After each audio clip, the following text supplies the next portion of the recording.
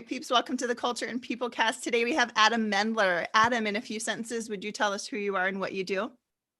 Sure. So my name's Adam Mendler. I'm the CEO of the Velos Group. We run a few different businesses. We have an office furniture company called Beverly Hills Chairs. We're the leading sellers in the US of refurbished brand name office chairs. So, for example, this office chair that I'm sitting in right now is one of the chairs that we sell.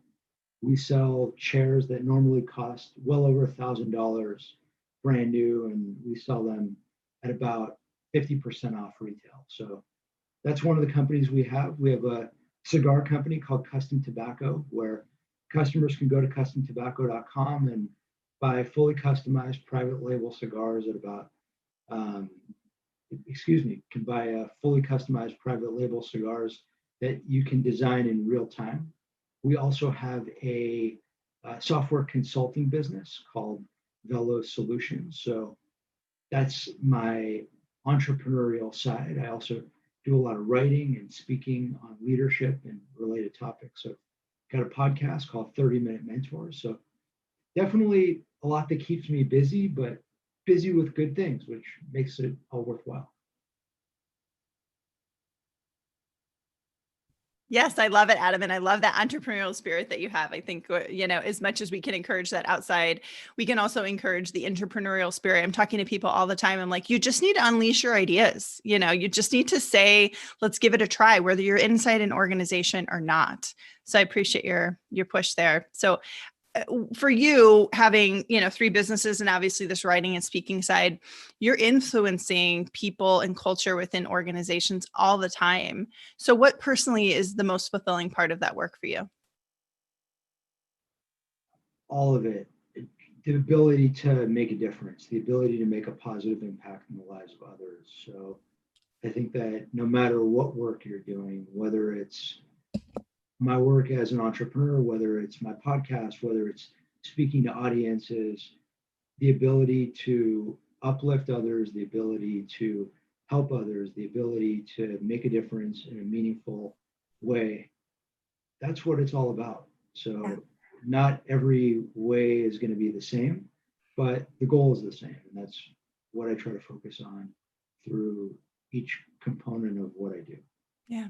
Yeah. And I'm hearing, obviously you have I'm thinking probably a team or of people, whether they're with each individual company or maybe you run them as a collective. So as a personal leader, but also somebody who talks about leadership, I'm hearing from a lot of leaders, just engagement of talent is a challenge. What are your thoughts overall on that? When you say engagement of talent, are you referring to hiring good people? Or are you referring to keeping good people within an organization? Or are you referring to having employees perform to the best of their abilities? Because those are three different topics and they're all big ones. So you tell me which way do you want to take this? Probably, maybe a mix of 2 and 3, right? It depends on how you define engagement. I sort of look at it as the, not only the feeling of like you love your work, but you're actually then performing because of that alignment. Yeah, look, I think it's really important as a leader to actually take the time to connect with every person who you're leading. At the end of the day, your job is to inspire those around you to become their best selves.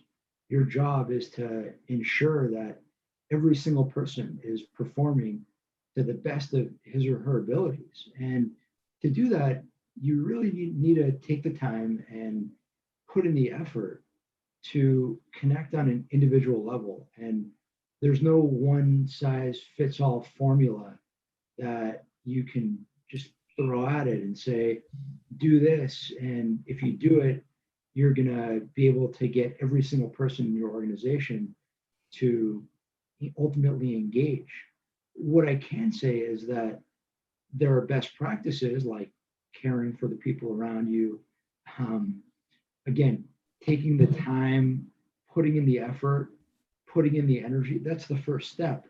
But from there, it really requires listening. It really requires ultimately making the work meaningful. So no matter what work someone in your organization is doing, they need to understand why it's impactful. They need to understand that what they're doing serves a greater good. I've had jobs where I felt like I was just filling out TPS reports all day. Mm. And it was a failure of leadership to explain to me why, in actuality, these TPS reports were really important. That never happened. So I felt like the work I was doing was meaningless. Mm. And as a leader, I try to take the opposite approach. The most menial project possible, I try to really take the time and explain why this is actually important. This is actually something that makes a big difference.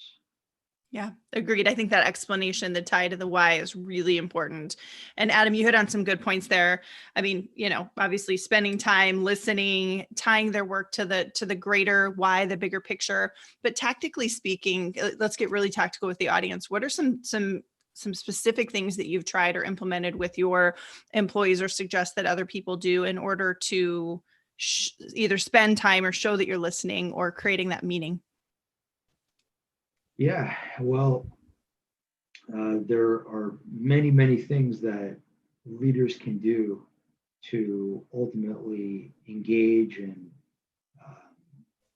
listen and get the most out of out of your people and out of the people in your organization. To give you a few really small things, number one is actively solicit feedback, actively ask the people on your team, no matter what level in your organization they're working in, what do you think of this organization? What do you think of the work? What do you think of your job? What do you think of the people? And there are different ways of doing it. Anonymous feedback can oftentimes provide different answers than when someone like me would ask directly. But I've had experiences where I've asked people in my company, what could we do better? What could we have done better? And I've received very stark answers. And those stark answers have allowed me to make very tangible improvements to our experience. I'll give you one concrete example. Our first summer as an organization, we had a large number of interns. We had a lot of interns.